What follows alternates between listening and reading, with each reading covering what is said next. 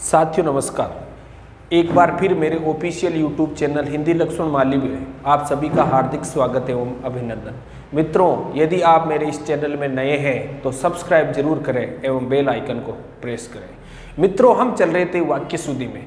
मित्रों, वाक्य शुद्धि मैंने करवाई थी आपको 5 प्रकार से। सबसे पहले बताया था पद कर्म संबंधी अशुद्धि, और दूसरा बताया था शब्द दोहरान संबंधी अशुद्धियां, और तीसरा प्रकार बताया था अनुचित शब्द प्रयोग संबंधी अशुद्धि, और चौथा प्रकार आज लेकर चल रहे हैं विरोधाभासी शब्द प्रयोग संबंधी अशुद्धि।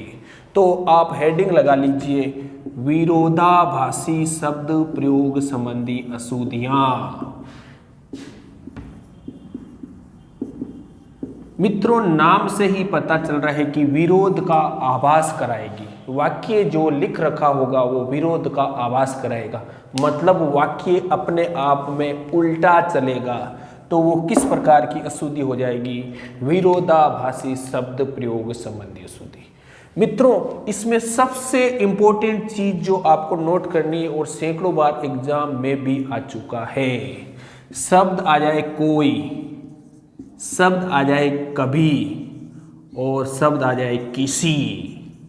मित्रों, इन तीनों शब्दों को ध्यान से देखना है। कोई, कभी और किसी, इन तीनों शब्दों के साथ भी नहीं आएगा।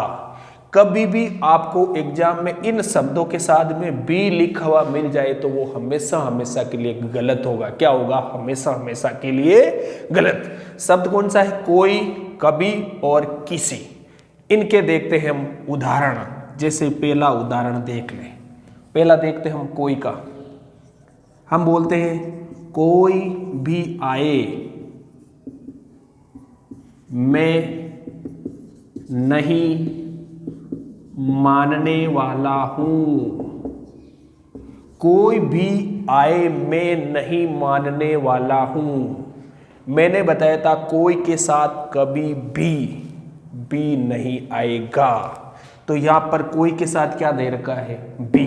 तो इसलिए क्या हो जाएगा? ये गलत शुद्ध शब्द हो जाएगा। लिख लीजिए कोई आए, मैं नहीं मानने वाला हूं। नोट कर लीजिए। अब चलते हैं आगे।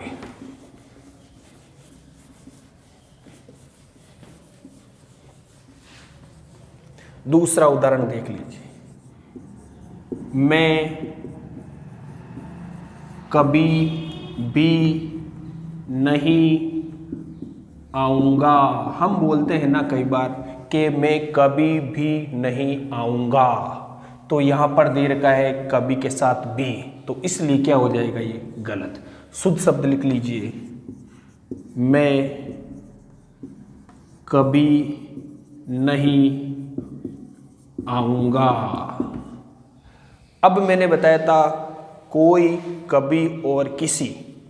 अब तीसरा उदाहरण देख लेते हैं।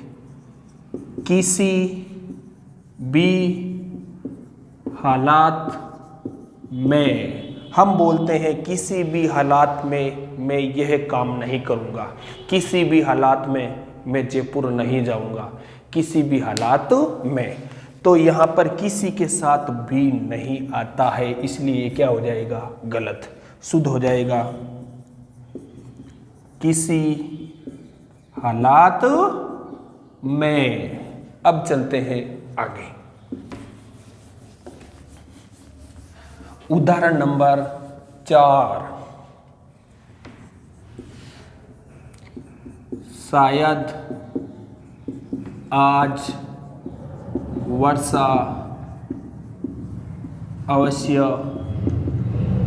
होगी। अब देखिए मित्रों, मैंने हेडिंग में लिखवाया है विरोधाभासी शब्द प्रयोग संबंधी अशुद्धि।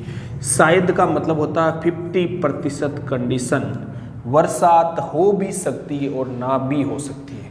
और अवश्य का मतलब होता है 100%, मतलब 100% वर्षा होगी।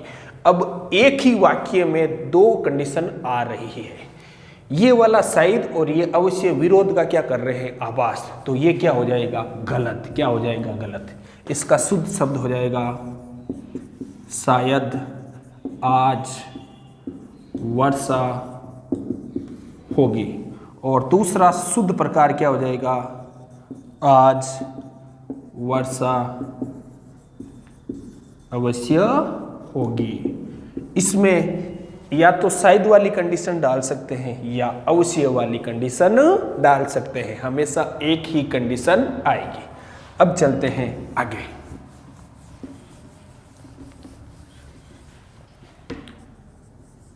राम दानी है परंतु कंजूस है। अब देखो मित्रों, राम दानी है परंतु कंजूस है, एक ही व्यक्ति की बात की जा रही है। राम दानी है, यहां पर तो इसकी अच्छाई की विशेषता बताई जा रही है, और इधर लिख रखा है कंजूस, मतलब बुराई के सेंस में। अब एक ही आदमी की विपरीत परिस्थितियां नहीं हो सकती, या तो राम दानी हो सकता है या राम कंजूस हो सकता है। ये दानी और कंजूस आपस में किसका आभास करा रहे हैं, विरोध का। तो इसका शुद्ध वाक्य क्या हो जाएगा, राम दानी है मतलब दान करने वाला है, या दूसरा शुद्ध प्रकार क्या हो जाएगा, राम कंजूस है। तो मित्रों चलते हैं अगले उदाहरण की ओर। उदाहरण नंबर 6। अगला उदाहरण, राम वीर है परंतु कायर है। मित्रों देखिए, राम की विशेषता बताई जा रही है कि वीर है, और दूसरी राम की विशेषता क्या बताई जा रही है, कायर। अब देखो, एक ही वाक्य में राम की दो तरह की विशेषता बताई जा रही है, जो आपस में आभास करा रही है आपका विरोध का। किसका आभास करा रही है, विरोध का। तो वीर का विरोधाभासी शब्द हो जाएगा कायर। तो इसलिए इस वाक्य का शुद्ध रूप क्या हो जाएगा, राम वीर है, या दूसरा प्रकार हो सकता है राम कायर है। मित्रों आज की क्लास में विरोधाभासी शब्द प्रयोग संबंधी में केवल हम इतने ही उदाहरण देखेंगे। आज का ये मेरा वीडियो कैसा लगा कमेंट करके जरूर बताएं। धन्यवाद।